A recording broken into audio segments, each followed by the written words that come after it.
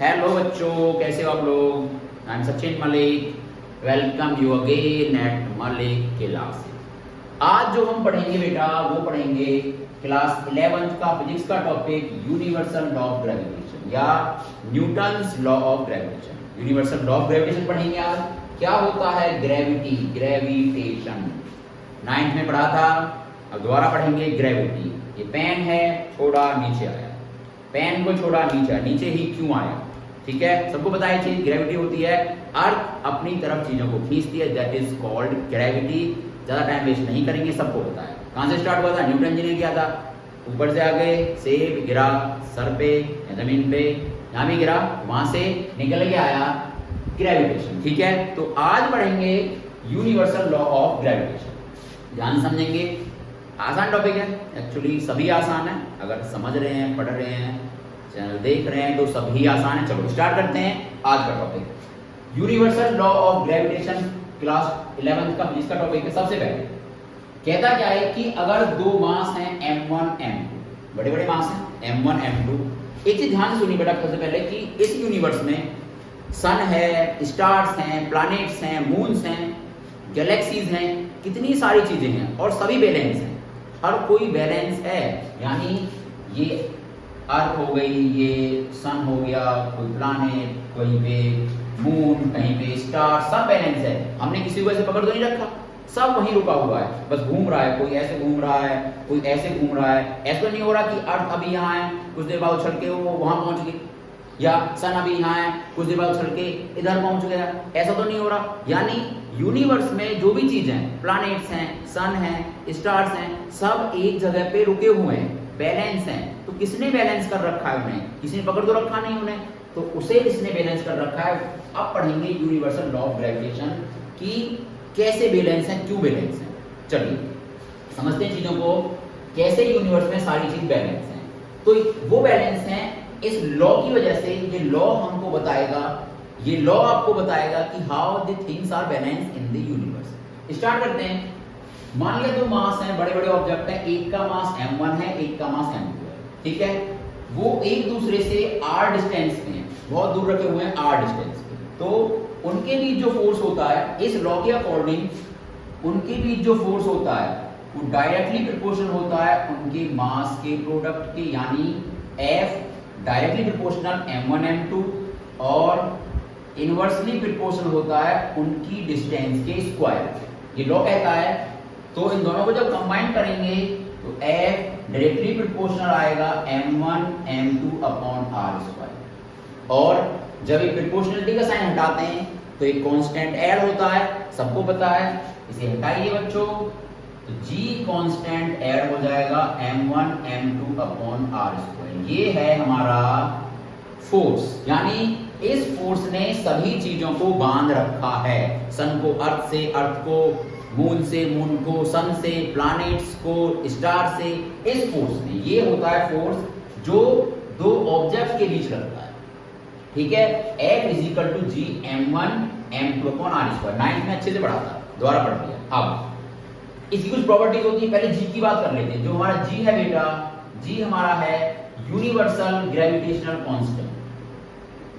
ये है universal gravitational constant, और इसकी फिक्स वैल्यू होती है एक, और फिक्स वैल्यू जो होती है इसकी वो होती है 6.67 इंटू 10 की पावर -11। और यूनिट क्या होती है इसकी? Newton metre square upon kilogram square. ये होता है G, capital G, universal gravitational constant. ठीक है, आप चलो थोड़ा आगे बढ़ते हैं। अब बात करते हैं जो एक फोर्स है, इसकी प्रॉपर्टीज की। फोर्स जो है हमारा, या एक चीज बताना चाहूंगा यहीं पे मैं कि जो इसकी यूनिट्स हैं वो याद तो करोगे नहीं, और याद भी कर लोगे तो अच्छी बात है। बनाएंगे कैसे, इससे पहले मैंने डिस्कस किया हुआ है आपसे। ये निकल के आया F is equal to G m1 m2 upon r square. दो बॉडीज के बीच ये फोर्स लगता है। ठीक है, तो जब इसकी क्रॉस मल्टीप्लाई करेंगे तो यहाँ से G m1 m2 is equal to fr square. G की वैल्यू आएगी fr square upon m1 m2। Unit यहाँ से बनेगी फोर्स की newton, r radius distance metre में मेजर की जाएगी, और इसका स्क्वायर है तो मीटर स्क्वायर अपॉन दोनों मास किलोग्राम स्क्वायर। यहाँ से इसकी यूनिट निकल के आई newton metre square upon kilogram square. ऐसा यूनिट की बात करेंगे जब किसी भी फॉर्मूले में यूनिट समझ ना आए तो इस तरीके से यूनिट निकालेंगे। मैंने ऑलरेडी आपको बता रखी है चीज। तो ये होता है force G m1 m2 upon r square. अब इस फोर्स की प्रॉपर्टीज की बात करते हैं। प्रॉपर्टी, कुछ प्रॉपर्टी है इस फोर्स की जो हमें समझनी पड़ेगी 11th लेवल पे।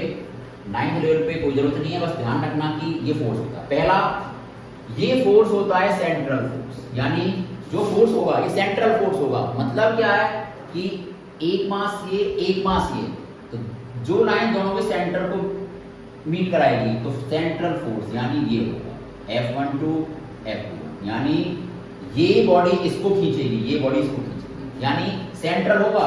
इस लाइन पे फोर्स होगा, इधर नहीं होगा, ना इधर होगा ना इधर होगा, सेंट्रल फोर्स होगा दोनों बॉडीज के सेंटर के अराउंड, अकॉर्डिंग सेंटर की लाइन में फोर्स होगा, ना इधर होगा ना इधर होगा।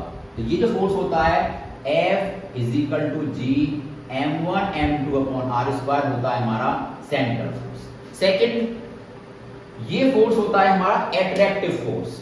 एट्रैक्टिव फोर्स सेकंड प्रॉपर्टी है इसकी, एट्रैक्टिव फोर्स। मतलब ये अट्रैक्ट करेगा, रिपल्स नहीं करेगा। दो अगर ये ऑब्जेक्ट है, मान लो ये दो ऑब्जेक्ट हैं, तो ये इसे खींचेगा, ये इसे खींचेगा। ये फोर्स हमेशा एट्रैक्टिव फोर्स है।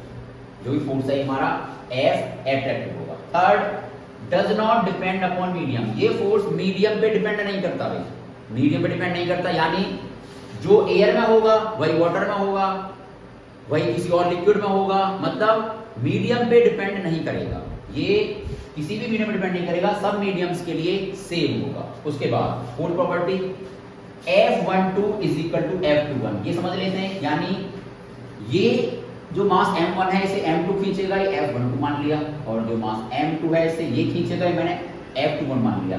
दोनों इक्वल होंगे, यानी ये भी इक्वली खींचेगा, ये भी इक्वली खींचेगा, यानी F12 = F21। दोनों इक्वली अट्रैक्ट करेंगे एक दूसरे को, चाहे वेट कुछ मास कुछ भी है, लेकिन दोनों इक्वली अट्रैक्ट करेंगे एक दूसरे को। और डायरेक्शन दोनों के अपोजिट है।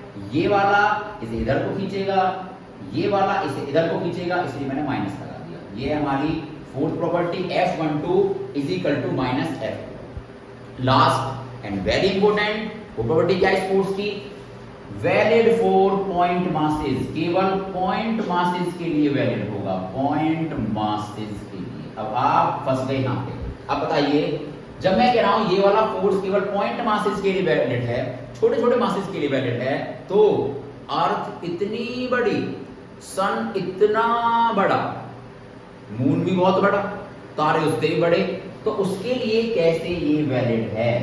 और अगर ये वैलिड नहीं है तो वो सारे बैलेंस क्यों हैं, क्यों वो रुके हुए हैं? फिर इसकी थ्योरी कहां गई? Valid only for point mass. बिल्कुल सही बात है। कैसे? आओ इसकी बात करेंगे कि कैसे। अब ध्यान दीजिए, ये अर्थ हो गई, ये सन हो गया, ये एक दूसरे से बहुत दूर है, बहुत बड़ी डिस्टेंस है, लाखों किलोमीटर्स में डिस्टेंस है, बहुत दूर है। तो एक दूसरे के कंपैरिजन में दोनों पॉइंट मासेज हुए कि नहीं हुए आप देखो। आप अगर यहां से सन को देखते हो अर्थ से, तो सन इतना बड़ा दिखाई देता है कि आपके हाथ में ऐसे आ जाएगा, इतना छोटा सा सन दिखाई देता है। तो आपके कंपैरिजन में तो पॉइंट मास ही है। या अगर सन से कोई अर्थ को देख रहा हो वो और छोटी दिखाई देगी। तो हमारे कंपैरिजन में जो सन है वो पॉइंट मास है, क्योंकि डिस्टेंस बहुत ज्यादा है, डिस्टेंस बहुत बड़ी है, इसीलिए ये पॉइंट मासेज के लिए वैलिड है। और यूनिवर्स में जो भी प्लैनेट्स हैं, सन है, मून्स हैं, उन सब के लिए वैलिड है, क्योंकि दोनों एक दूसरे के कंपैरिजन में पॉइंट मास हैं, बहुत छोटे हैं, क्योंकि डिस्टेंस बहुत ज्यादा है। अगर मैं यहां से सन को देखूंगा तो बहुत छोटा सा दिखाई देता है, ठीक है। तो this is valid for point mass, distance बहुत ज्यादा है तो वैलिड है। और अगर आप बोलो कि सर डिस्टेंस कम हो, मान लिया कोई बड़े बड़े प्लैनेट्स हैं, बहुत बड़े बड़े हैं, और डिस्टेंस कम हो, तो वैलिड है? नहीं, बिल्कुल भी वैलिड नहीं है, केवल पॉइंट मासेज के लिए वैलिड है। डिस्टेंस बहुत ज्यादा है, बड़े बड़े मास हैं, तो ऑटोमेटिक वो एक दूसरे के पॉइंट मास हो जाएंगे। सो ये था हमारा यूनिवर्सल लॉ ऑफ ग्रेविटी। आज की वीडियो इतनी बनाएंगे। नेक्स्ट वीडियो में आपको बताऊंगा acceleration due to gravity small G कैसे निकालते हैं, क्या होता है, क्या इफेक्ट आता है, ऊपर जाएंगे तो क्या इफेक्ट होगा, जमीन में अंदर जाएंगे तो क्या इफेक्ट होगा, और most important Kepler's law. Kepler's law, 3 law दिए थे केपलर साहब ने, फर्स्ट सेकंड थर्ड, तीनों लॉ डिस्कस करेंगे। अभी के लिए जो मैंने समझाया है ध्यान से पढ़ेंगे, और अगर कोई डाउट हो तो कमेंट बॉक्स में लिखेंगे। But I hope there should be not any doubt. अगर हो तो बता देना, सब्सक्राइब ना किया हो तो सब्सक्राइब कर देना, share like the video. Thank you. पढ़ते रहिए, मुस्कुराते रहिए। Thank you.